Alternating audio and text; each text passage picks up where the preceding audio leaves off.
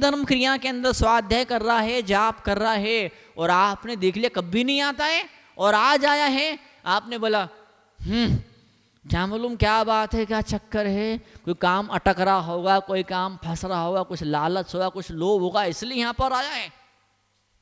ये लड़का आया था अपने सगाई के दिन दर्शन करने, तो किसी ने बोल दिया, अरे भाई साहब, होने वाली पत्नी ने बोला होगा ये पूजा करते का वीडियो भेज मेरे पास में, तो तेरे से शादी करूंगी मैं। आजकल असाइनमेंट नहीं होते स्कूल कॉलेज के अंदर, पढ़ाई जब होती है तो वो टीचर, जो शिक्षक, जो प्रोफेसर, जो लेक्चरार होते हैं, वो असाइनमेंट देते हैं, होमवर्क आप ऐसा सा करके लाइए।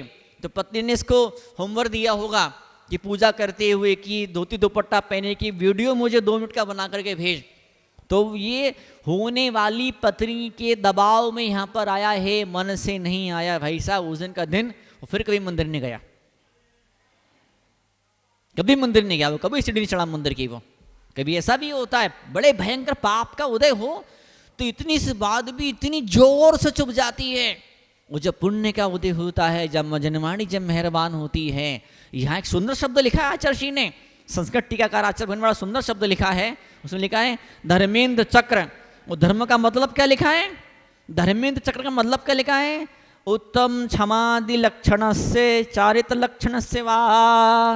क्या शब्द यूज किया है, उत्तम क्षमा जिसका लक्षण ऐसा धर्म, उत्तम क्षमा जिसका लक्षण है ऐसा धर्म प्राप्त होना चाहिए। वो जो उत्तम क्षमा को प्राप्त करते हैं, ढेर सारी व्याख्याएं होगी, ढेर सारे महाराज जी हो, ढेर सारे माता जी हो, ढेर सारे पंडित, ढेर सारे विद्वान, ब्रह्मचारिणी, ब्रह्मचारी। बाढ़ आएगी, बाढ़ हर कॉलोनी में, हर मोहल्ले में, हर शहर में। जो कभी मंदिर नहीं जाता है वो मंदिर जाएगा, वो बैठेगा सामने, हाँ भाई क्षमा क्या चीज़ होती है, मार्दव क्या होता है, आर्दव क्या होता है, सोच क्या होता है, सत्य क्या होता है, संयम क्या होता है, तप क्या होता है, त्याग क्या होता है, अकिंचन क्या होता है। लोग 10 दिन तक पूरे मंदिर भरे रहेंगे, भरा खचाखच भीड़ मंदिरों के अंदर भरी रहेगी। क्यों, पर्युषण पर्व है, 10 लक्षण पर्व है। आचार्य से लिखते हैं ऐसे कितने 10 लक्षण आए और चले गए, ऐसे कितने पर्युषण पर्व आए और चले गए, ऐसे कितने सारे पूजन विधान हुए और निपट गए, ऐसे कितने जीवन हमने गुजार दिए, लेकिन मिला क्या, पाया क्या, 10 लक्षण धर्म, लक्षण है धर्म का क्या, क्षमा। हालांकि धर्म में और भी चीजें हैं, हालांकि धर्म के और भी लक्षण हैं, लेकिन एक लक्षण जो बार बार हर ग्रंथ में हर जगह हाईलाइट किया वो है क्षमा। क्षमा क्षमा क्षमा क्षमा क्षमा क्षमा क्षमा। क्षमा अगर पैदा हो जाती है तो फिर वात्सल्य का नंबर आता, क्षमा नहीं पैदा होती वात्सल्य का नंबर नहीं आ सकता है, नहीं आ पाता है। चारित्र चारित्र चारित्र चारित्र, उससे पहले नंबर आता है दर्शन और ज्ञान का। जब सम्यक दर्शन होता है, जब सम्यक ज्ञान होता, अपने आप कदम चारित्र की दिशा में आगे बढ़ना, उसको होश पैदा हो जाता है, उसको भीतर से ऐसा एहसास उस जीव भव्य जीव को हो जाता है। कुछ मंदिर नाम की चीज भी होती है, कोई भगवान भी कुछ हुआ करते हैं, और मैं आत्मा हूँ, मेरी आत्मा का पुनर्जन्म भी होगा, अगला जन्म भी मैं लेने वाला हूँ, तो उस अगले जन्म के लिए मुझे कुछ तैयारी करनी है, मुझे कुछ इकट्ठा करना है, मुझे कुछ ऐसा जोड़ के रखना अगले जन्म में। भगवान, आप किसी दूसरे गांव में जाते हैं तो वहाँ कुछ पैसा लेकर के जाते हैं, कुछ पैसा लेकर के आप जाते हो दूसरे गांव में जाते हैं, तो क्यों पैसा लेके जाते हैं, वहाँ व्यवस्थाएं बनाएंगे। तो ये जो धर्म, ये जो भक्ति, जो ज्ञान के संस्कार हैं, ये ज्ञान के संस्कार आने वाले जन्मों में आप जो सिद्ध बनने वाले हैं, हो सकता है कोई जीव इसमें ऐसा भी होगा जो आने वाले जन्मों के अंदर सिद्ध बनेगा। कोई क्या, कैसा जीव सिद्ध बनेंगे, तो उस सिद्ध पद की यात्रा में फ्यूल चाहिए, फ्यूल, इंजन चाहिए, आयल चाहिए, आयल, उस इंजन के अंदर आयल चाहिए, उसके अंदर क्या भरना, पेट्रोल, जिसे हम पेट्रोल बोलते हैं। पेट्रोल नहीं है, गाड़ी आगे नहीं बढ़ पाएगी। तो आने वाले जन्मों में ये आत्मा जो मोक्ष की तरफ आगे बढ़ रही है, इस आत्मा रूपी इंजन को, इस आत्मा रूपी ट्रेन को आगे बढ़ाने के लिए ये सम्यक दर्शन रूपी फ्यूल, पेट्रोल, इसे चाहिए। और पेट्रोल हम बराबर जीवर के भरते चले जा रहे हैं, भरते चले जा रहे हैं, भरते चले जा रहे हैं, भरते चले जा रहे हैं। और एक बार से काम नहीं चलने वाला है, एक बार से गुजारा नहीं चलेगा। आप जब लंबे सफ़र पर जाते हैं तो क्या होते हैं, एक बार यहाँ रुके, एक बार यहाँ रुके, कभी गाड़ी में पेट्रोल भरना पड़ता है, कभी शरीर में पेट्रोल भरना पड़ता है, कभी आप रुकते हैं तो धर्मात्मा जीव होते हो, अपने साथ में वो कुएं का पानी और वो क्या बोलते दूध की पुड़ी और वो सब ले जाते हैं, तो जहाँ की मौका मिलता है वो गाड़ी को रोक करके खाते हैं। और कोई सिंपल साधारण जीव होते हैं जो मोक्ष मार्ग में भविष्य में कभी आगे बढ़ेंगे, वो लोग सीधे गाड़ी खोलते सीधे होटल में घुस जाते हैं और फिर अपने शरीर के अंदर पेट्रोल भरते हैं। तो क्या मतलब जब लंबा सफ़र आप करते हैं, क्या मतलब कितनी बार आपको भोजन करना पड़ता है, क्या मतलब कितनी बार आपको गाड़ी में पेट्रोल भरना पड़ता है, क्या मतलब कितनी बार आपको वॉशरूम में भी जाना, गंदगी भी निकालनी पड़ती है, वॉशरूम में भी आपको जाना पड़ता है। तो ऐसे ही जब धर्म की यात्रा पर हम चलते हैं, क्या मतलब कितनी बार कितने मुनि को चरणों में बैठना पड़ता है, क्या मतलब कितनी बार कितने ग्रंथों का स्वाध्याय करना पड़ता है। ये ग्रंथ नहीं तो उस ग्रंथ से कोई ना कोई बात हमको समझ में आ जाती है, कोई ना कोई चीज़ क्लिक हो जाती। क्लिक बोलते क्लिक, अंग्रेजी में शब्द क्लिक होना, क्लिक होना। हर बार हर चीज़ क्लिक नहीं होती है, हर बार एक नया आइडिया नहीं आता है। यही पूजन, यही विधान, यही मांडला, यही फर्नीचर, यही मांडले बनाने वाले लोग, यही रंग भरने वाले लोग पहले भी आए थे, लेकिन मन नहीं गया, चिंतन नहीं हुआ कि ठीक है स्वाहा स्वाहा कर दिया, औपचारिकताएं पूरी हो गई, स्वाध्याय हो गया, माला फेर ली, दर्शन हो गए, घर चले गए, फिर वही गोरख धंधा, फिर वही दुकानदारी, फिर वही गृहस्थी, फिर वही हाय पैसा हाय पैसा हाय पैसा। भली मुंह से नहीं बोला हाय पैसा, भली समझ पड़ी न पड़ी किसी व्यक्ति को हाय पैसा कर रहा है, लेकिन फिर भी कहीं ना कहीं हाय हाय तो लगी हुई थी। अब वो हाय हाय को स्वाहा में बदलना है। वो हाय हाय हाय ज्ञान, ये क्या बोलते हैं, ज्ञान के नेत्र खुल जाएंगे, ये नेत्र खुल जाएंगे।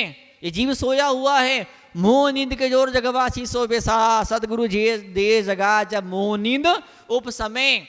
जब मोह की नींद उपशम होना शुरू हो जाएगी, जब मोह के खत्म होने का टाइम आ जाएगा, गारंटी है चले जी कोई न कोई मुनिराज जरूर जरूर आ जाएंगे आपके जीवन में।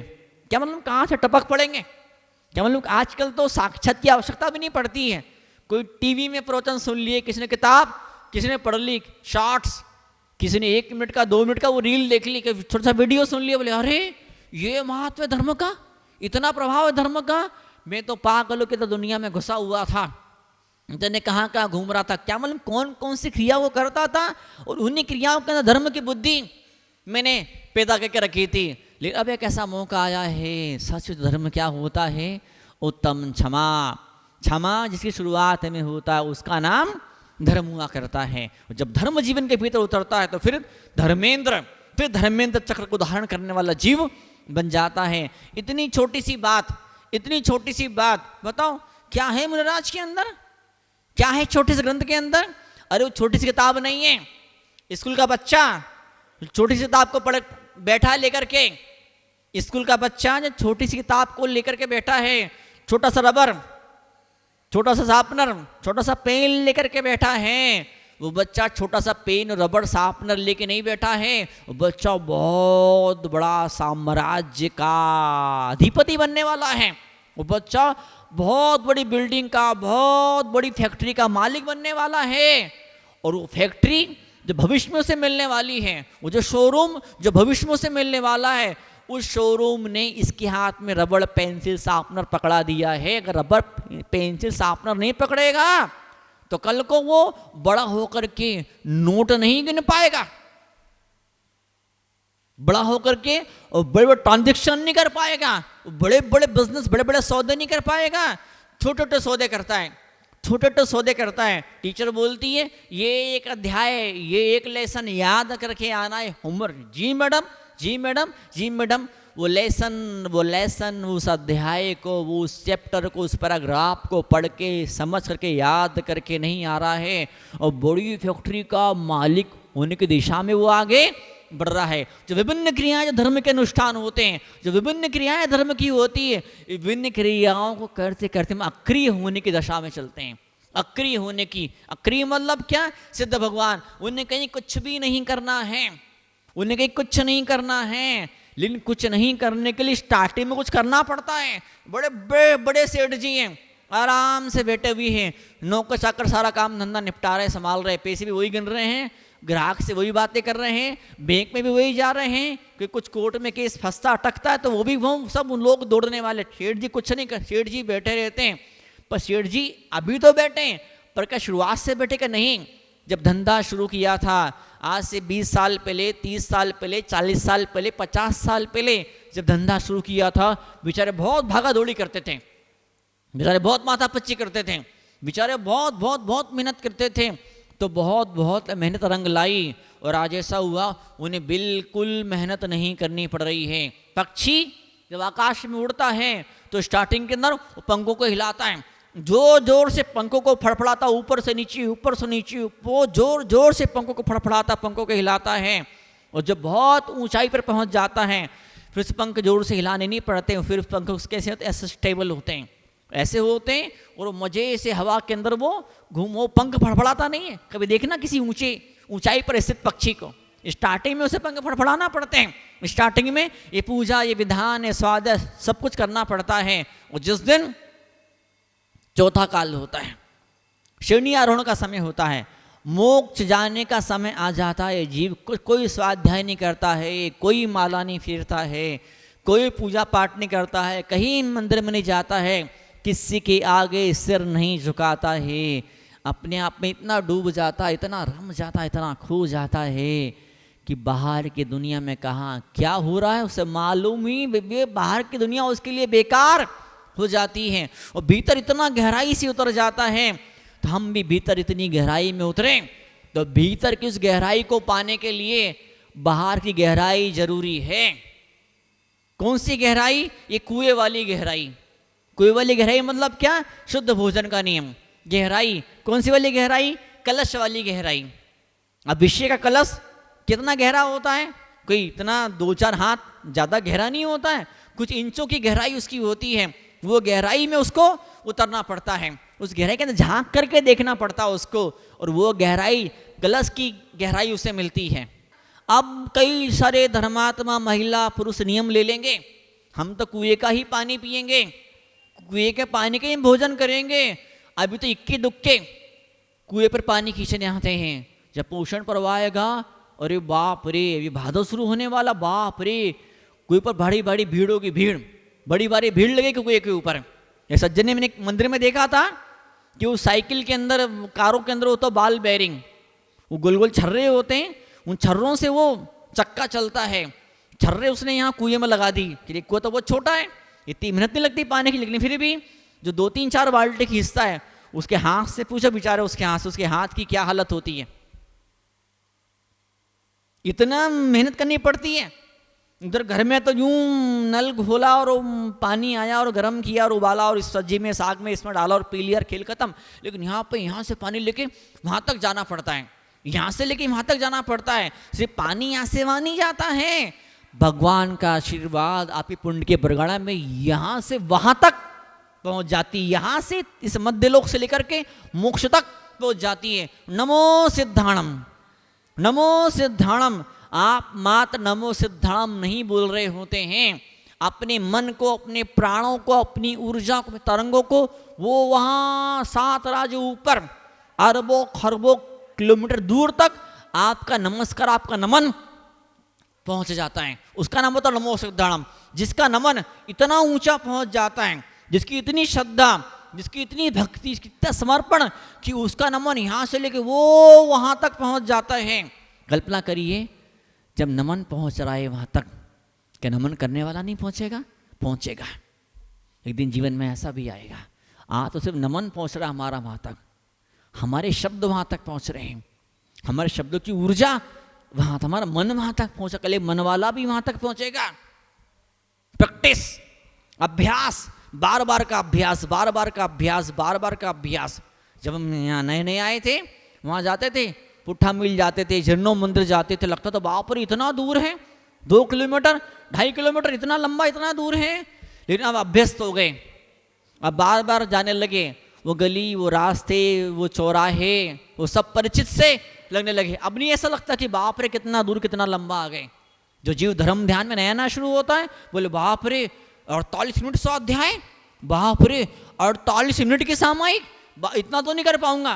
ठीक है भैया 5 मिनट कर ले, 1 मिनट के लिए माला फेर ले, ओम ओम ओम ओम ओम ओम का जाप कर ले, रीम रीम रीम रीम का जाप कर ले।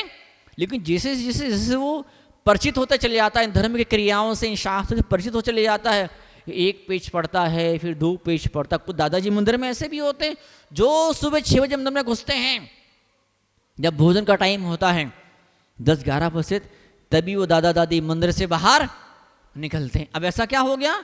नहीं, अब ऐसा ये हुआ प्रैक्टिस, बार बार का अभ्यास, बार बार का अभ्यास, वो बार बार का अभ्यास आपको 4 घंटे 6 घंटे मंदिर में बैठा देता है। वो बार बार का अभ्यास आपको 4 घंटे 6 घंटे के मंदिर में बैठा देता है। वो जन्म जन्म का अभ्यास आपको मोक्ष में बिठा दिया करता है। हम चलें मोक्ष की यात्रा में, अपने आसपास देखिए कौन कौन ये धर्म की यात्रा, मोक्ष यात्रा में आपके आजू बाजू आसपास आपके दाएं बाएं बैठे हुए हैं। हम प्रार्थना करें हैं भगवान, हम सबके सब एक साथ सबके सब मोक्ष की यात्रा शुरू तो हुई है हमारी, लेकिन अंतिम समापन भी एक साथ होना चाहिए। 5 लोग 7 लोग 10 लोग किसी ट्रेन में, किसी बस में, किसी कार में, किसी गाड़ी में चले, कहीं पिकनिक बनाने के लिए, सैर सपाटा करने के लिए, किसी तीर्थ यात्रा पर चले, तो वो जो मुखिया होता उन 4-5 लोगों में जो कोई समझदार बुद्धिमान जो उनका नेता होता वो गिन लेता 1 2 3 4 5 लोग, 1 2 3 4 5 6 अटैची सामान, और जब वापस उतरता, जब यात्रा समाप्त होती फिर गिनता है 1 2 3 4 5 लोग, 1 2 3 4 5, बोले अरे 6 अटैची थी, 1 अटैची कहाँ चले गई, सो ढूंढना चाहिए उसे। तो मोक्ष में गया जीव तो ढूंढने नहीं आता है कि जब मैंने यात्रा की शुरुआत करी थी इतने सारे लोग मेरे साथ में थे, आप वो कहाँ चले गए।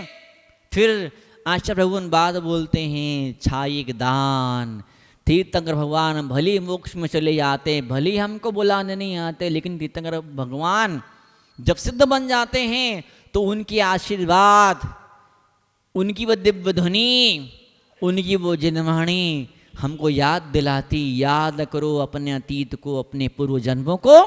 तीर्थंकर आदिनाथ की पर्याय में जब तीर्थंकर आदिनाथ स्वामी थे वहाँ तुम बैठे थे समोसरण के अंदर, अजितनाथ भगवान के जमाने में समोसरण में बैठे थे। क्या मालूम कौन कौन से तीर्थंकर के साक्षात हमको दर्शन का सौभाग्य मिला है।